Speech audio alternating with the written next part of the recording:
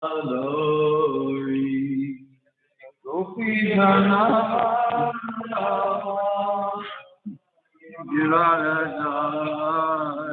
Yashoda Nandana, Raja Janarangana,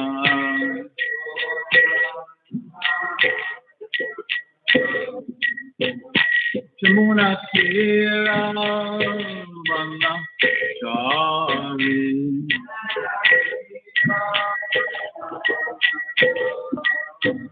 Jamuna Tira, Vana Chari.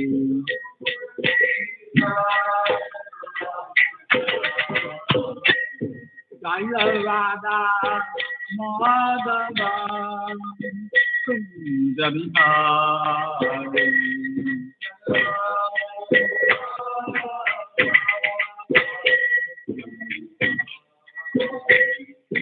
Gopi Janavala Skrivarada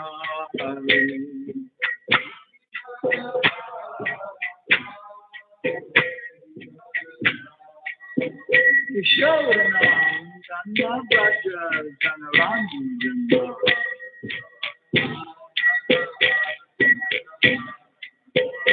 Yamuna Tira Vana Chari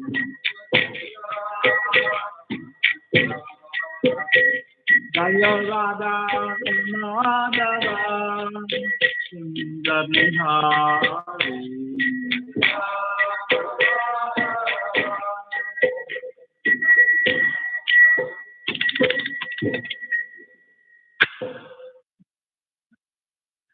Narayanam Namaskrityam Naram Chaiva Narottamam Devyam Saraswatim Vyasam Toto Jayam Udirayat. So that was a verse that we did yesterday. We discussed that verse. Yeah. And that's Sutta Goswami, who's the author of the book appears to be Vyasadeva. But he doesn't, he starts writing. He doesn't say, hey, I'm Vyasadeva, I'm writing this book. That's right, okay. Then after that, he's describing the sages of Naimisharanya asking questions from Sutta Goswami. Okay. And this is 5,000 years ago, right? When during the age of bronze, when Methuselah was living to be 1,200 years old. So that's our first challenge. Was there really different ages like that? So it's a big challenge. Okay. We say yes, but it's a whole separate discussion. And they ask him 6 questions. Okay. And he starts to answer, but before he does, he asks for the blessings of his predecessors, his teachers, his gurus before I speak. You know? And so first off, he says, Narayanam, to Lord Narayan, Narayanam Namaskrityam, Nara, who's the Jiva soul, individual soul who always accompanies Lord Narayan. Narayanam Namaskrityam, Naram Shaila, Narottamam. He's the best of all human beings. Okay. Narayan. And they are in Bhadarik Ashram even now, in subtle form, which you can go there. So I think that's where Vyasadeva was compiling this. You know, so they're the local deities. Like you would say Jaya Radha Madhava. Okay. In Mexico, you would say Jaya Madan Gopal. Yeah. In Peru, you would say Jaya Radha Monkey Bihar. No, Radha Madan Bihar. So different names. Okay. So no, I think that's why he's offering as a obeisance to Nara Narayan Rishi, because they're the deities in the ashram where he composed it, where it was composed. Narayan Namaskrityam Naram Shaiva Narottamam Devam Saraswatim. We offer obeisances to Saraswati, the goddess of learning. Okay. Pretty good potency here. Tato Jayam Udirayat. And thus let it be announced that this is our means of conquest. Yeah. So the devils are attacking you. Just pick up the Bhagavatam.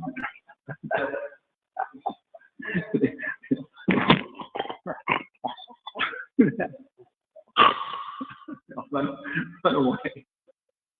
I mean, it's almost like that. You start reading the words, and it's just too much. It's heavy. Yeah. So that's our first thing. He says that. Okay, you say the same thing.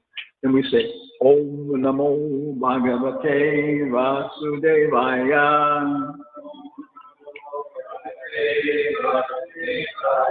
Om Namo Bhagavate Vasudevaya.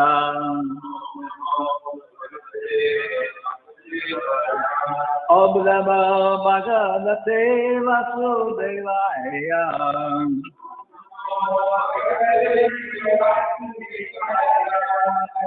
So this is a very common phrase, mantra. Way back thousands and thousands and millions of years, I guess, before the Bhagavatam was spoken. So it's a very common prayer and mantra. What's a common prayer in Christian tradition? Huh? Lord's Prayer. How does it start? Do you know?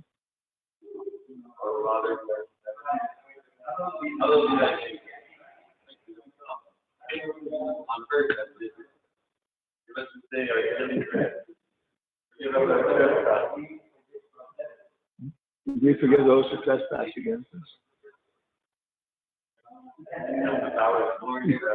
Yeah. It's not a bad prayer. It's pretty good. It's survived for a long time. A lot of people appreciated it. Another one is Ave Maria. That's nice. If you look it up on the YouTube, it's like really. I think Schubert or something, they did it in one of his operas. He used Ave Maria. There's one that's just really, mind-boggling. For nobody's Maria going off like that. It's really nice. So they're mantras, they're prayers, they're japa, they're focusing like that. So the Bhagavatam starts with that. Sukadeva Goswami in the second canto again uses that for the invocation. Bhrigu Maharaj uses it. Om, which is reference to the absolute truth. Om Bhagavate, unto the all-opulent Supreme Lord. Vasudevaya, who resides everywhere and who is the son of Vasudeva. Namaha, I respect that. So that's our focus. Okay. Then in the first chapter, there's questions by the sages, which is how it starts off. And then the second chapter, which is where we're now focusing now. I read the guidelines. Did you write those guidelines? Did you write the guidelines? No, all the speakers get this 2-page thing about, okay, I'm supposed to write the first thing that says big letters, speak to the newest person. So I don't know who is the newest person. Yeah, okay, there we go. Okay. What's your name, newest person? Huh?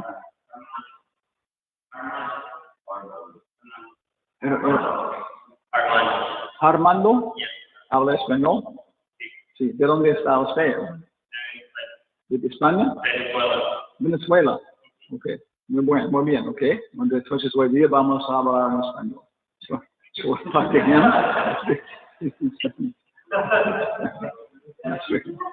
Hola, Armando. Yeah, okay. So, how many classes have you been going through? Well, I don't know, but since early May. Okay, so you're not so new, really. Okay. Okay. Yeah, because really, theoretically, the newest person is somebody who shouldn't really be in this class. It's like just walking the door. Yeah. Hare Krishna, welcome. Here's some prasadam. Oh, here are books. Okay. Start off with this one. Okay. So anyway, which is okay. You should know the general idea here. Okay. So Bhagavatam is the heart of everything. For what's that one called? It's called Simply Wonderful Friday. Okay. Last time we did it, we did a position of the Bhagavatam within all world classical literature. Okay, yeah. Then we did it within the Bhakti-Vedanta library. There's so many books from Prabhupada, which is our tradition. Okay. So the next Friday we'll do it again, and we'll do the first 2 cantos, looking at them and how they're situated like that. And everything else we have, the Krishna book, the teachings of Lord Chaitanya, Chaitanya Charitamrita, Nectar of Devotion, they're all, related to the Bhagavatam, expansions like that. And so the Bhagavatam is like the heart of where we're at. And of course, Upadeshamrita, through this 11 verses, and Prabhupada said, just chant Panchatattva mantra, chant Hare Krishna, and you're perfect. Okay, so if you want to minimize it, 2 mantras are enough. But it's kind of a tight program. So we expand it like that. Okay, so I don't understand the logic of the curriculum that's being presented, which is quite understandable because I'm doing this coming like that. There appears to be some logic, right? That there's certain topics are being covered and so forth and so on. So I'm just kind of like fitting in here. And also my Nayanamrita also didn't know what it was. he told me to get to the class. And he changed the subject like that. So but right now, we're on this verse, okay, which is the beginning of the second chapter. And it looks like I'm supposed to do an overview. Okay. Like that. So I get a little background. I think this is essential. And we go to 1:3. Okay. And I couldn't find my glasses. I'm traveling like this. I had to buy a new pair. 1:3:26. No. 1:3:6. 1:2:6. Got it. Okay. There's a light there. Should probably only serve. Well, that helps a little bit. Okay. 1:2:6. No. 1:2:5. Okay. Monaya sadhu prestoham bhavad bhir lokamangalam yakreta krishna samprashno yenatma supersedity. Okay, you all, somebody chant. Munaya sadhu kristoham bhabadvir loka mangalam yakreta krishna samprashno yenatma suprasadati.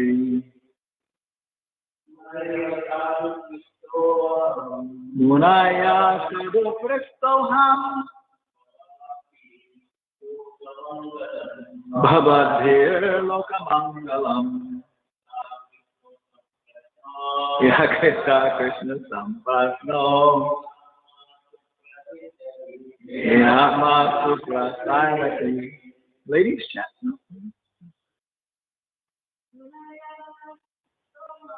Munaya sadhu kristoham bhavadir lokamangalam yakrita krishna samprashno yenatma suprasidati.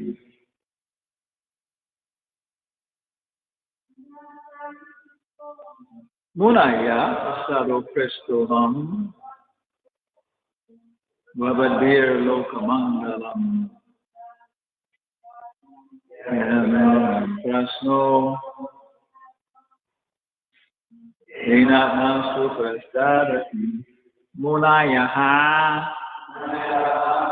This is plural. O sages, sadhu. This is relevant. It also means like nice, tasty, good. Okay. Pristaha, question. Aham, myself. Bhavad, by all of you. Loka, the world. Mangalam, welfare. Yat, because Kritaha made Krishna, the personality of Godhead.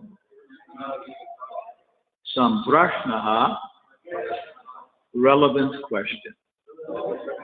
Jaina, by which Atma, self, Suprasidity. Completely pleased. Munaya sadok kristoham baba abir lokamangalam. Yakreta Krishna samprashno yenatma suprasidati. O sages, I have been justly questioned by you. That's the word sadhu there, justly. Your questions are worthy because they relate to Lord Krishna, and so are of relevance to the world's welfare. Only questions of this sort are capable of completely satisfying the self. So they've asked questions, and he's kind of giving us, invoke the blessings of higher authorities, everything else. Now he's basically, it's the first thing he's saying, yeah, these are very good questions because they relate to the welfare of the world, everybody, this whole thing. Beginning of the Bhagavatam, the preface, we must know the current need of human society. Not I, not you. We must know the current. So when we go out meeting people, that's what we're trying to always figure out. What do people we meet? What do they need? Right? What do they need? Okay. Some people need someone to yell at. Okay, so I'll let them there and whatever, and be a good, stimulate them to make them more angry, so they can probably do that with some people. It would irritate them, and then they would become so attached to him. Finally, I had somebody I really got to get it out. Oh my God. Yeah. So there are many ways to serve people. Okay. So that's the first thing. He's identifying the question is good. Okay, now I'm supposed to read without the purport. Let's come back to the purport. That's strange. Up to verse 22. And I don't know exactly why it breaks at verse 22, but it's giving an overview here. But it's pretty good. Okay. So he says next, Sabaikum samparo dharmo yato bhaktir hoksajay ahoitikiyapatiyata yayatma suprasidati. Same word. You've been out working all day in the garden. If you're a man, if you're a horse, you've been sweating. If you're a man, you've been perspiring. If you're a lady, you've been glowing. Horses sweat, men perspire, and ladies glow. So you're coming back all the way after working in the garden. Bugs have been biting you. You have dirt all over your hands, everything else. Okay. So you have a nice shower. When you sit down, you're dying of thirst, and it's a big, nice, ice-cold bottle of suprasidity. So that's what it is. It's like yayatma suprasidity. So grihastas who try to make money, you can start bottling it and selling it. I think that suprasidity, we show people like that. Yeah. The taste you can. So that's what he's saying. Two verses that occurs here. The supreme occupation, dharma. That's your question. What is dharma? What is duty? What is everybody's vocation? What is the supreme engagement? He asks that. He answers. The supreme occupation for all humanity is that by which men can attain the loving devotional service to the supreme transcendent Lord. Such devotional service must be unmotivated, no selfish motivation, and uninterrupted to satisfy the self. It's a very nice, broad definition of religion. So many people, when you talk about this, say, well, yeah, that's okay. What else? I want to hear more. Next verse. By rendering service to the personality of Godhead, Sri Krishna, okay, we're talking about that in the previous verse, one immediately acquires causeless knowledge and detachment. Okay. The two words here are knowledge are jnana, and detachment is vairagya. And these are concepts, words that are essential to all the Vedic literature, everything else. Jnana, wisdom, and vairagya, morality, ethics. Most ethics and morality is avoiding this, avoiding that. Don't smoke, don't drink, get up early, don't engage in adultery, okay, yeah. So he's saying if you engage in devotional service, automatically this will follow. You become a very pious person, you become a very wise person. Okay.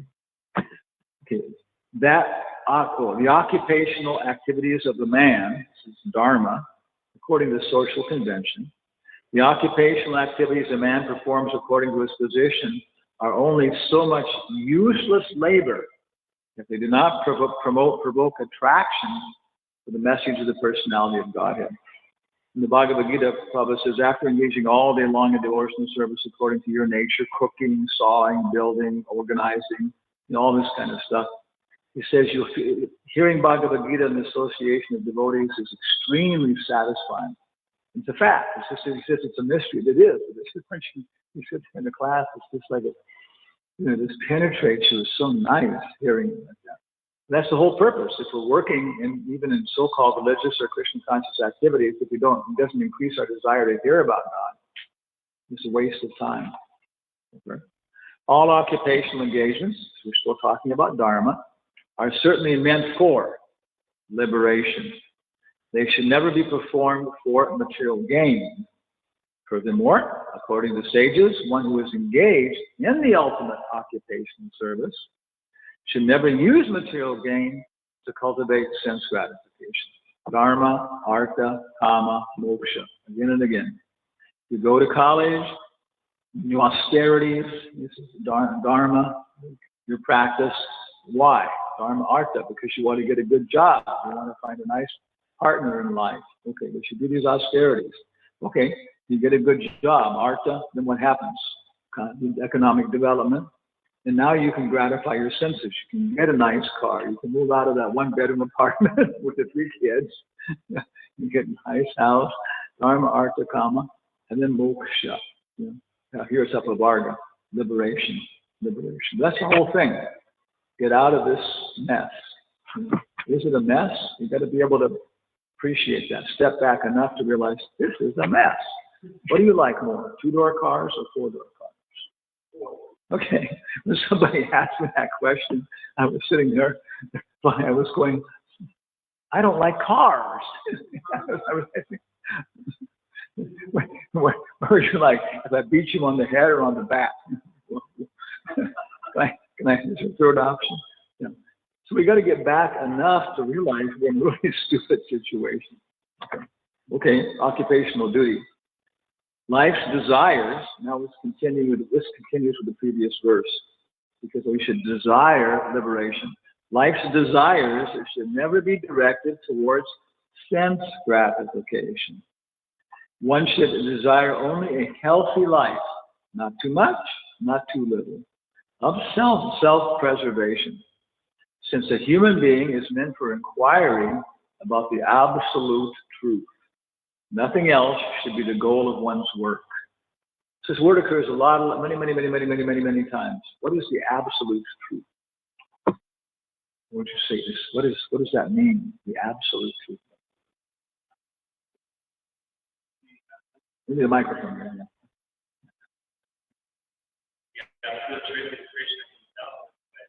Well, in a more general sense, philosophically, what would be the absolute? What does absolute mean?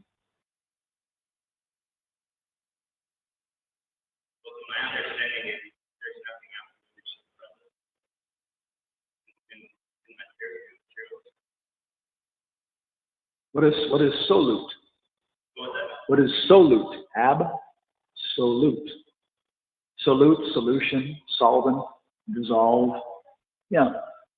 Solute, dissolve, solvent means that which breaks down.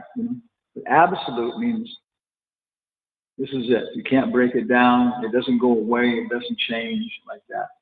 So it's a philosophical concept. Many times you look at Prabhupada and Bhaktisiddhanta's use of words, philosophical terms, they're actually rooted in Western knowledge. So probably you'll find Aristotle discussing this in Socrates. Because so many things are, like you say, are relative truths. They can be dissolved into different things. And so we finally come to like, this is the absolute truth. Death and taxes. People in there. Things you can count on. Death and taxes. Yeah. Go on. Anyway, certain things get more and more fundamental. People go, yep. Yeah. But now we're coming to this. This is what we're looking for, that which is true in all times, in all circumstances, like that. Okay. So that's what human life is to come to. We get all these relative truths which keep slipping away and sliding and everything else. Life's desire should be okay. So therefore, externally live simply. Don't use your economic development for extraordinary stuff. Use a car, get a nice car, a simple car. Next one. Vadanti tat tat tat tat blavidas. Learned transcendentalists who know the absolute truth call this non-dual substance Brahman, Paramatma, or Bhagavan. Okay. The absolute truth is that which exists. Does it exist?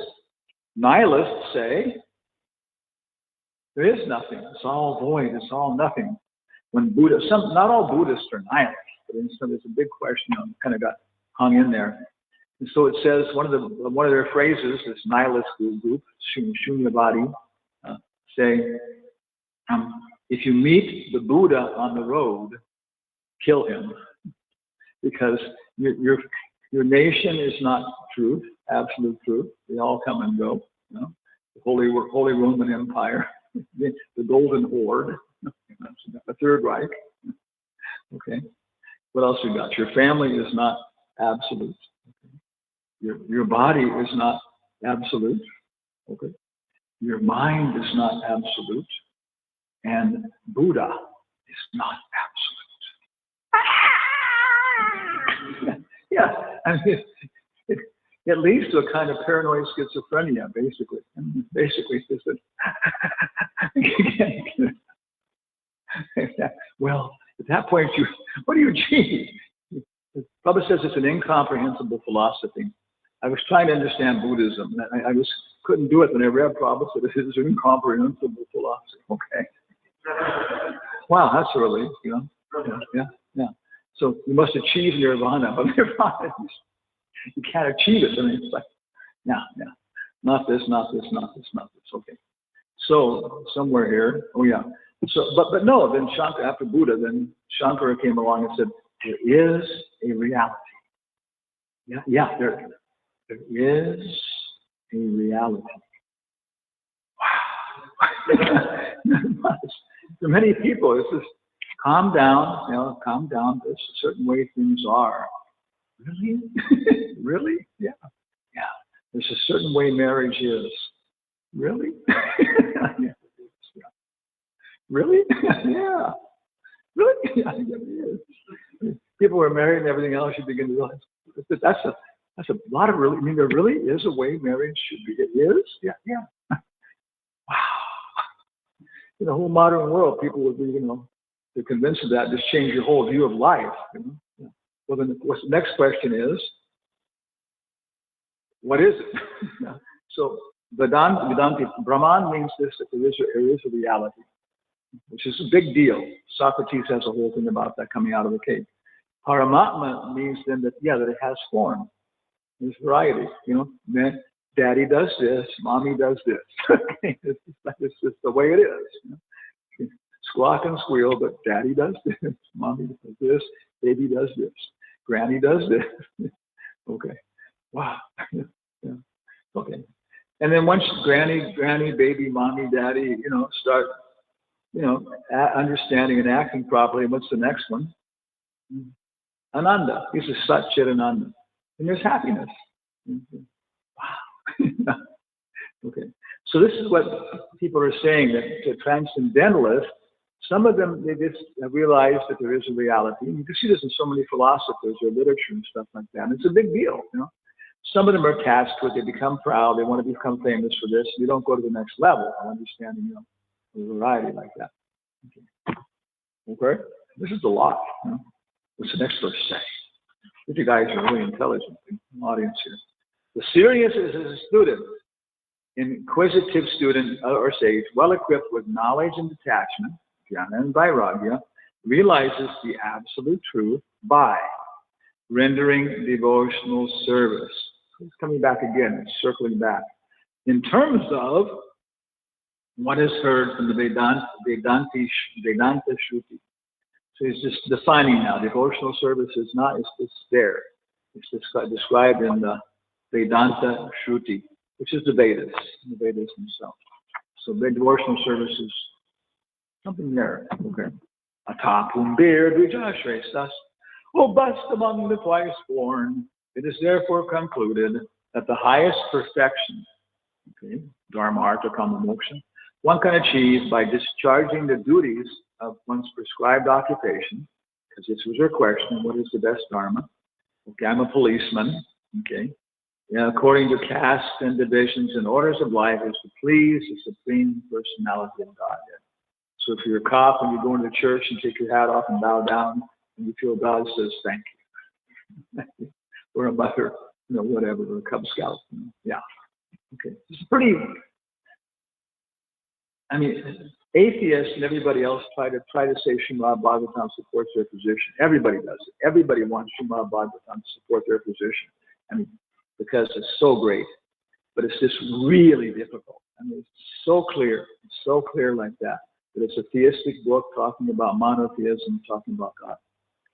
¿Quién es el más gran monoteísta?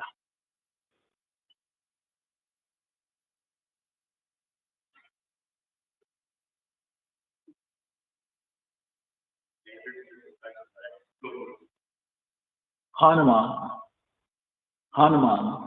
You know Hanuman? Okay, es el más gran monoteísta. It's only funny in Spanish. Because the word for monkey in Spanish is mono. Okay, so the biggest, monoteísta. So this is the newest God. Therefore, with one pointed attention, one should constantly hear about, glorify, remember, Shravanam, Kirtanam, Smarnam, and worship, Padasevanam, the personality of Godhead, who is, which one? The protector of the devotees. Okay. With sword in hand, intelligent men cut through the binding knots of reactionary work, karma, by Smaranam, remembering the personality of Godhead. Therefore, who will not pay attention to this message? So by hearing and focusing on hearing and chanting and then contemplating, and at that point, Smarana, meditation, then we will see our karma coming into us and being dissolved and going away. And this coming into us, which has always been bothering again and again, this bothers me and stuff, and hearing, meditating on Krishna, and it just, hey, it's gone. Yeah, I had an attachment all my life to this and that. It's gone. It's his recommendation. You've got to come to Smarana, where you can actually contemplate what you're chanting. Take it to heart. This is a good one.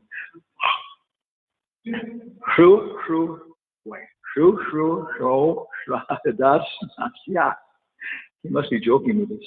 Or twice-born sages, by serving those devotees, we're making advancement now, because devotional service is based upon Vedanta Shruti, right? Yeah. But now, by serving those devotees who are completely free from all vice, great service is done. Yeah.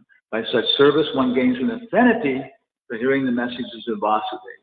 So the newest guy comes in the temple and you say, hey, can you sweep the floor? Yeah, I could do that. Okay. Thanks. Really helped me out here. I can see it needs it. Yeah, okay. That's what happens. It'll be all of us. Jayananda, Rath Yatra, was just a smorgasbord of service. Everybody could do something. And everybody would come out of the woodworks in San Francisco and do stuff and then disappear until the next year. Some of them. But everybody paint the cards, clean up, make posters, advertise, do kirtans.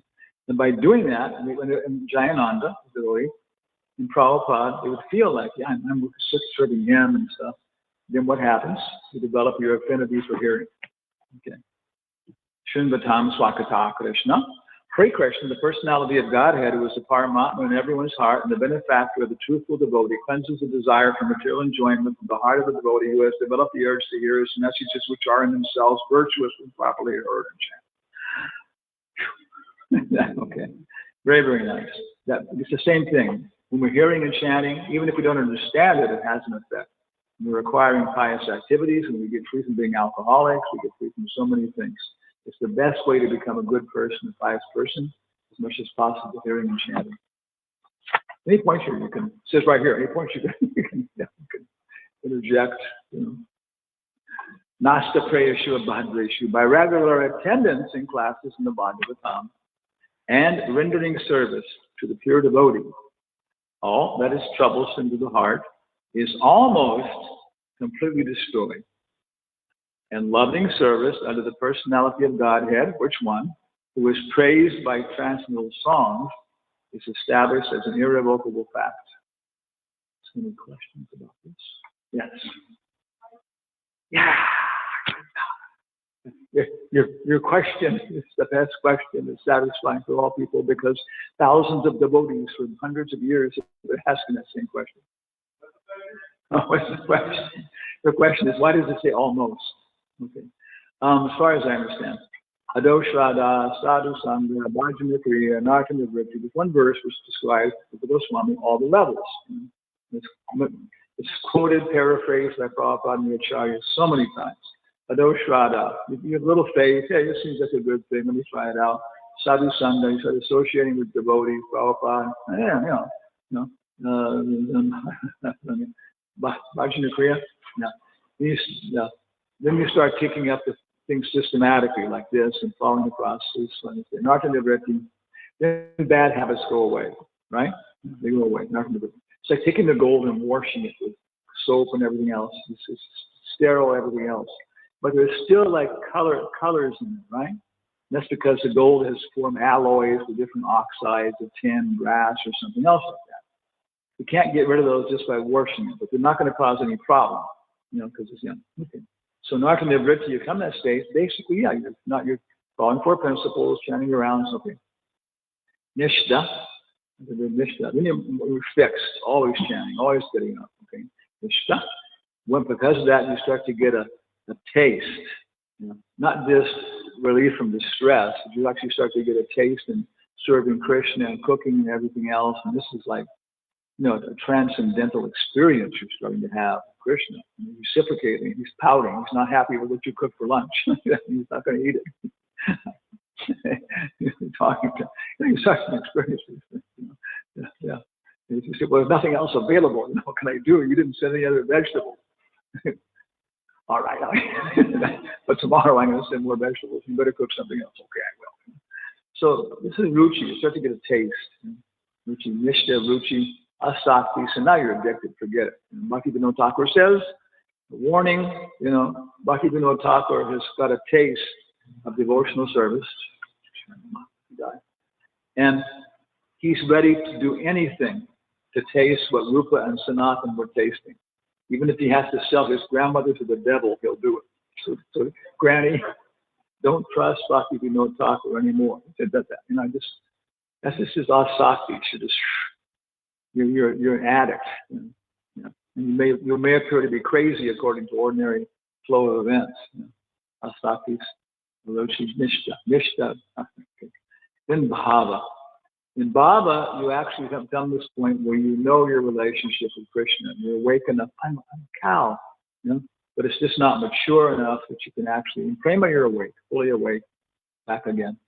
So in Bhava, some of the anarthas will remain, they're going away more and more, but until you actually come to the level of Bhava. The level of Bhava, the gold melts and starts to boil, right? That's pretty hot, Yeah. And so at that point, all of the different alloys and stuff will vaporize and come out. Yeah. So it's still there. There's still some anarthas, but they're, you can see that they're really,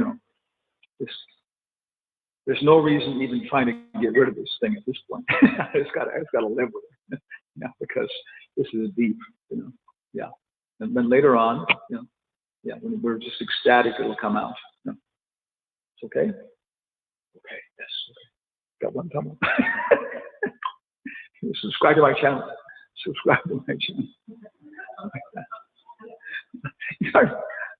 Living, this happens. We start living the art.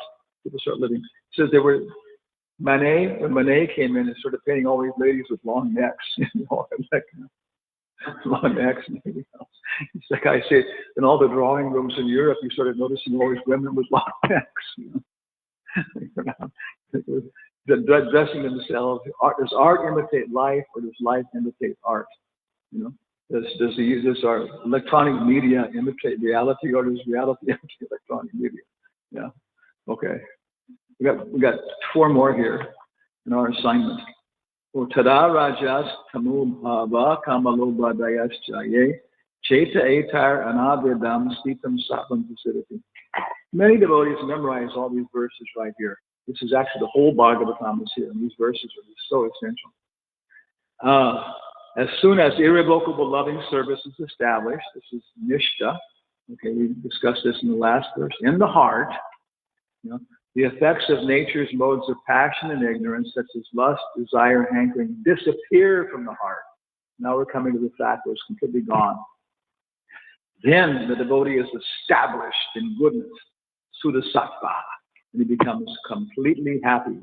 Got supercidity here? He hasn't got supercidity here. Okay, and we got two more.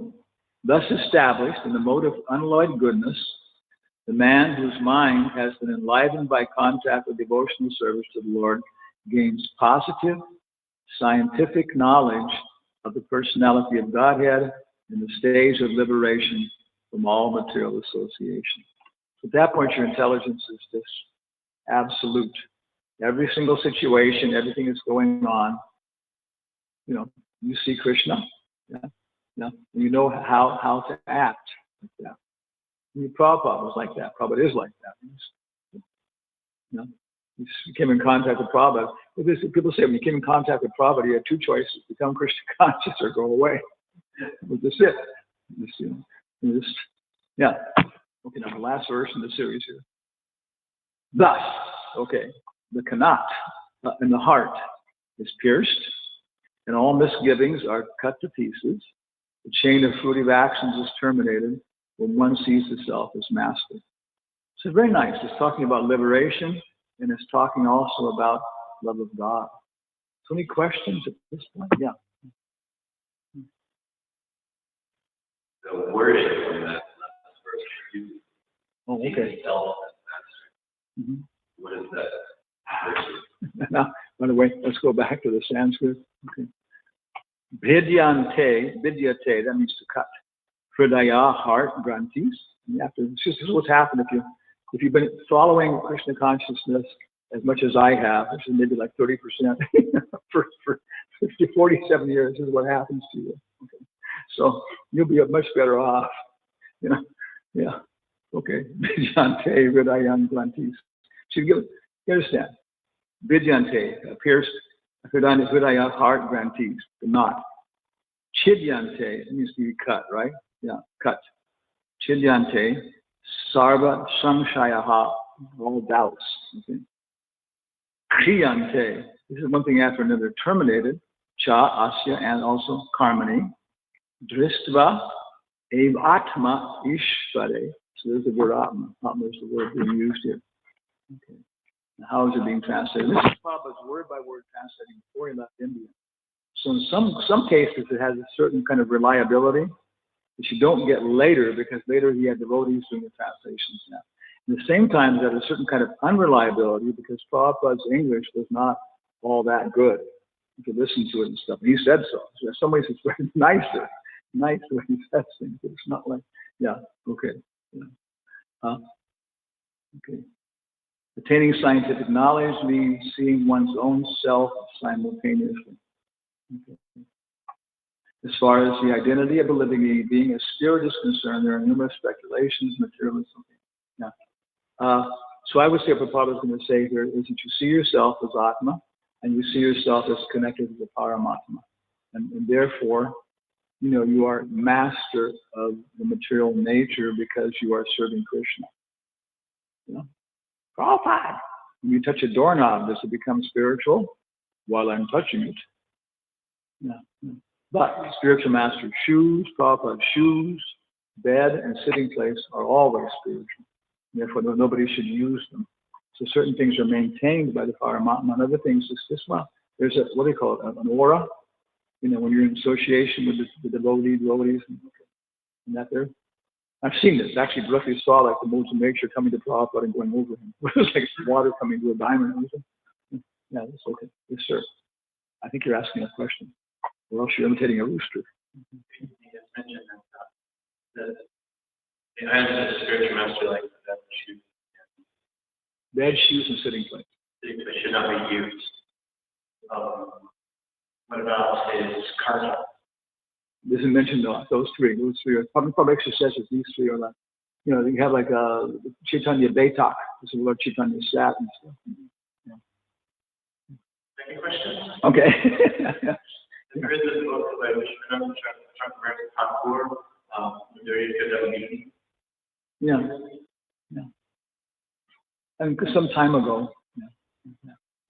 It's really nice. It's just no, it's wonderful. Great details. Yeah. Process of one goes through. Yeah. And getting embodied. Okay, yeah. So there's different. Some of these are extracted from different parts of the Bhagavatam and put together because just different levels. There's so many details and stuff. Yeah. It's like a doctor. I mean, he learns how to deal with certain diseases and things like that. But then somebody may become a specialist and say, hey, well, this you should go see him. I know what you got, but you're gonna need. Let's go to see the specialist. Take care of that. Yeah. So there's so much nice literature. And you got to find out what your job is. And somebody's going to be a knee surgeon, somebody's going to be what's the word, urinologist, and someone else can be a proctologist. I saw Vishnu Sharam one time, a devotee, and said, where we are. And I said, what do you do? He said, I'm a urinologist. What does that deal with? Everything to deal with urine stuff. He said, but I don't touch stool. So I guess proctology. They kind of blush when I'm a proctologist. Okay, but sometimes it's necessary. You got to blush. Okay. Sometimes I'm German. I gotta do everything. But I gotta do everything. Okay. So now we're supposed to go back and we're supposed to read the purport for number 5. Okay. Kalakanta will be pleased with me. Okay. So number 5, he said the questions are great. This is great for a famous purport. Somebody want to read it with enthusiasm? Anybody? Two microphones. And could we pull your microphone, your face guard down there? It's okay. So we can hear it properly. Otherwise, you're going to be muffled. Yeah, it's okay. Yeah. Now read with enthusiasm. Okay. Number 5, right? Yeah. Since it has been stated herein before that in the Bhagavatam, the absolute truth is to be known, the questions of the sages of Naimisharanya are proper and just, because they pertain to Krishna, whose supreme personality is the absolute truth. In Bhagavad-gita 15:15, the personality of God is said by all the Vedas. In all the Vedas, there is nothing but the urge for searching after the Guru Krishna. Thus, the questions that pertain to Krishna are the sum and substance of all Vedic work. The whole world is full of questions and answers. Birds, beasts, and men are all busy in the matter of perpetual questions and answers. In the morning, the birds in the nest become busy with questions and answers. In the evening, also the same birds come back and again become busy with questions and answers. The human being, unless he is fast asleep at night, is busy with questions and answers. The businessmen and market are busy with questions and answers. So also the lawyers in the court, the students in the schools and colleges. The legislators in the parliament are also busy with questions and answers. The politicians, the press representatives are all busy with questions and answers. Although they go on making such questions and answers for their whole life, they're not at all satisfied. Satisfaction of the soul can only be obtained by questions and answers on the subject of Krishna.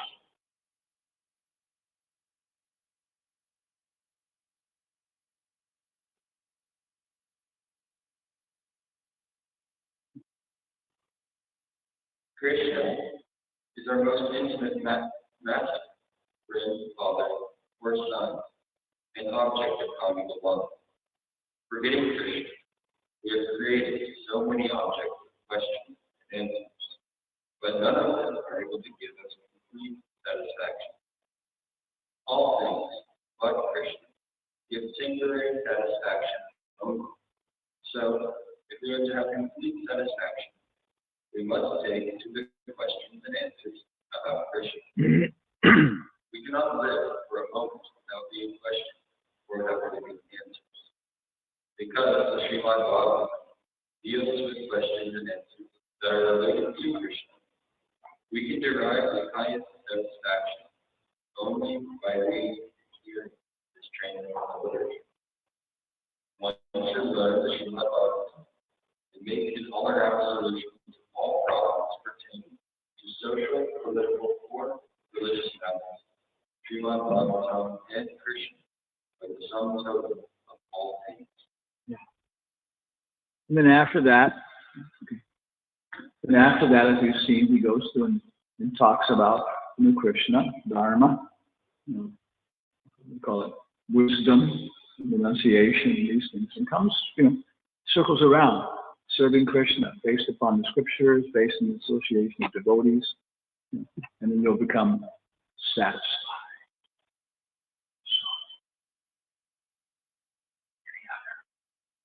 Any other questions?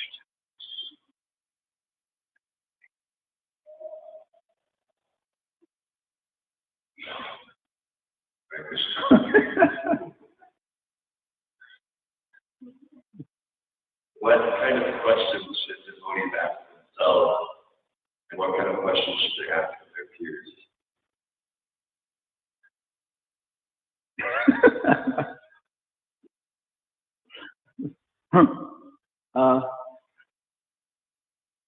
I guess you should ask yourself personal questions, and you should ask others,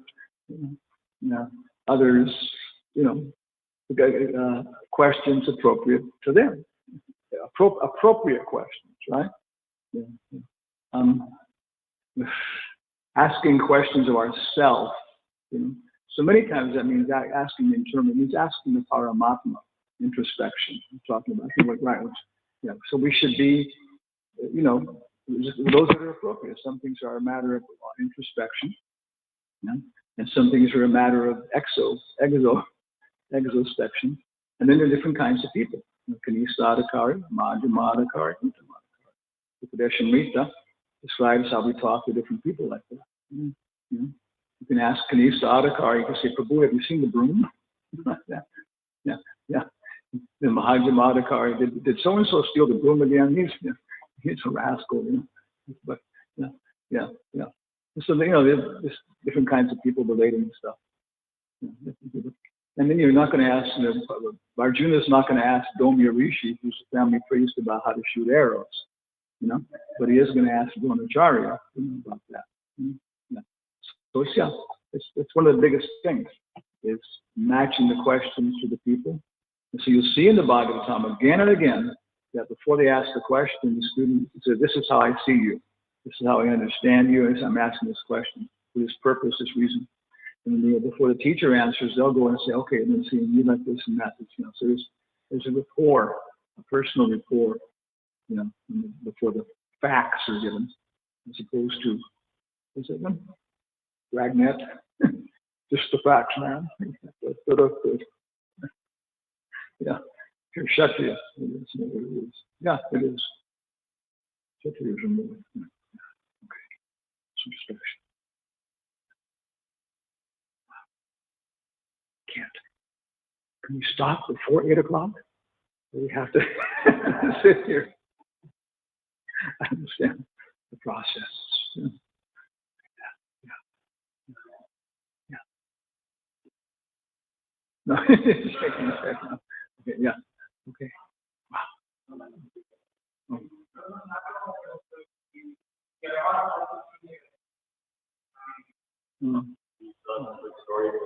Huh? Huh? Can you tell us a quick story from Sankirtan? Oh my God. I can think of anything. We did a program. It was the first international seminar on the study of consciousness within science. Okay. Previously, if you said, I could say a word now and everybody here would just go, in the dictionary they give definitions of words and they say taboo. There are certain words which you just can't say. Like, even if you say the first letter of the word, people, Yeah. Okay. That's how it was to say the word consciousness at a scientific conference, you know. Oh my God, he said the C word. I mean, what? That's consciousness was a thing, was just like, you know, so freaky for them, the scientists. They couldn't deal with it. How do you explain it? You know, our lawnmower's conscious of the fact of cutting grass, you know. Why are we conscious of that? It's a problem. But it was coming up because it's part of reality, you know.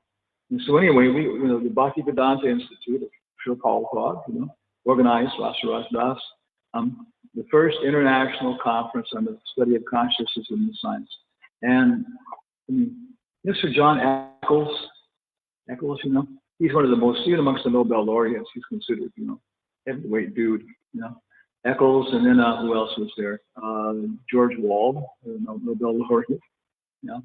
UGC Sudarshan, many people, and they've been approaching consciousness from different disciplines, different ways like that and stuff. You know? And it was very effective. The hall in University of California in San Francisco, you know, this hall was full, and people were sitting on the steps, you know. And I had like a duty, like as a reception guy in charge of reception sometimes. And people were almost becoming violent to get in there. They were like chastising and everything else. And I said, hey, look, you know, this said there, this time and stuff, and we get any more people in, the fire marshals are going to come and close these down. Well, you know, I had to deal with them. So after the whole thing was over, one devotee, Abhiram, that he was taking Sir John Eccles and Lady Eccles to the airport to drop them off. And he had been wearing like civil dress, and they were talking like kind of friendly with him. And he said, you know, Abhi, the thing that, you know, this is a good conference, and some very, very good discussions, and some good ideas like that. It's nice. Your institute is doing good work. He said, but the thing that really impressed me, that I really got out of this conference, was that you can be completely satisfied with a vegetarian meal. Nobel laureate, everything else. Yeah. So, I mean, that's, you know, comes down to it. Even Nobel laureate are concerned about what they're going to eat. Yeah. And so, prasadam, you know, prasadam, talking ideas, and the Prabhupada said in the Bhaktivedanta Institute, first, a nice reception, then a nice prasad, then discuss philosophy. I got to stop here because I'm supposed to go to another meeting right now.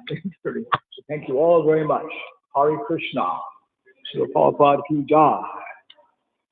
Sankirtan Yadna ki jai. Hare Krishna, Krishna Krishna, Hare Hare. Thank you.